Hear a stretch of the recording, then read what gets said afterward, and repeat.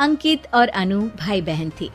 माँ बाप के देहांत के बाद बड़ी बहन अनु ने दिन रात मेहनत करके अंकित की देखरेख की और उसे पढ़ा लिखा कर पैरों पर खड़ा किया था।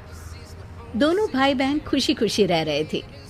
एक दिन, दीदी मुझे जॉब मिल गई है। अरे वाह भैया, तेरी मेहनत सफल हुई। मेरी मेहनत नहीं दीदी, आपकी मेहनत। अगर पापा के निधन के बाद मेरी जिम्मेदारी आप न उठाती तो ये सब नहीं हो पाता। मेरी सफलता सिर्फ आपके बलिदान की वजह से है दीदी। कुछ महीनों बाद अंकित की शादी सीमा से हुई। सीमा बड़ी ही चालाकी से अनु से मीठा मीठा बोलकर घर का सारा काम करवा लेती थी और खुद अंकित के साथ घुमा फिरा करती थी। वैसे तो वो सिर्फ खाना बनाने का काम ही घर में करती थी, लेकिन अब उसे उससे भी छुटकारा चाहिए था। इसीलिए एक दिन, दीदी मेरे हाथ का खाना अंकित को पसंद नहीं आता, क्या आप खाना बना दोगी प्लीज? अरे हाँ, ये भी कोई कहने की बात है, जरूर। सीमा इस बात से मन ही मन बड़ा खुश होती है और अगले दिन के झाड़ू पोछे के काम से छुटकारा पाने के लिए एक और तरकीब लड़ाती है। हॉल में जोर जोर से कराहने लगती है। उसके कराहने की आवाज सुनकर अनु हॉल में भागती हुई आती है।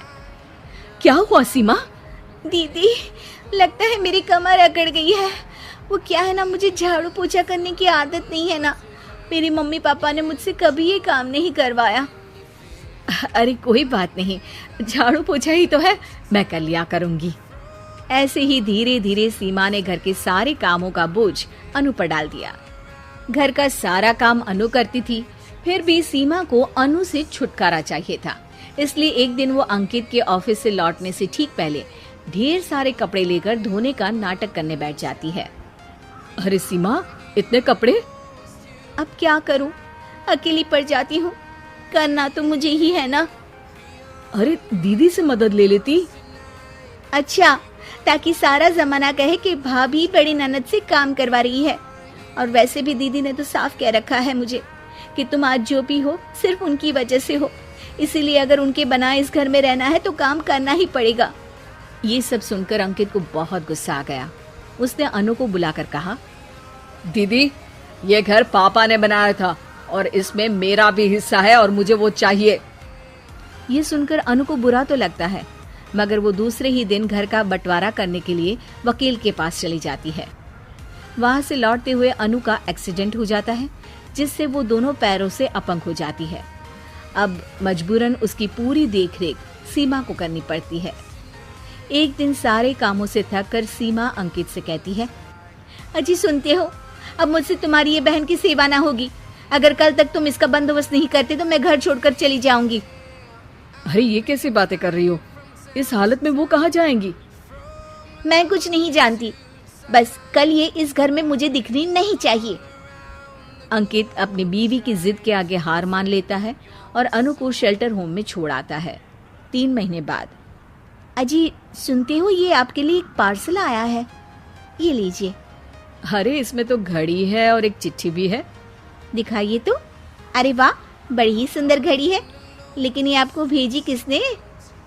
पता नहीं, शायद चिट्ठी में कुछ लिखा हो।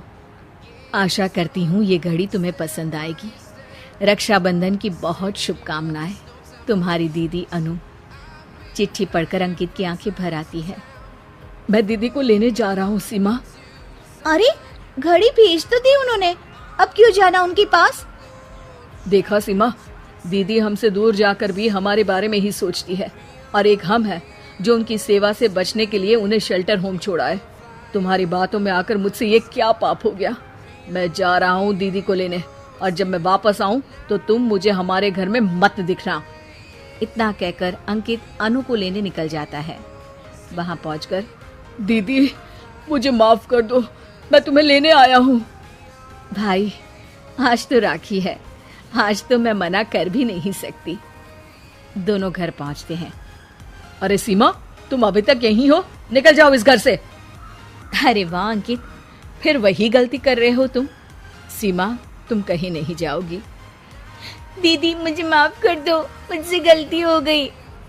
सीमा, आज ये समय माफी मांगने का नहीं है, राखी की तैयारी करने का है। चलो तैयार हो जाओ, तुम्हारे भैया के घर भी तो जाना है ना। ये सुन सीमा अनु के गले लग जाती है।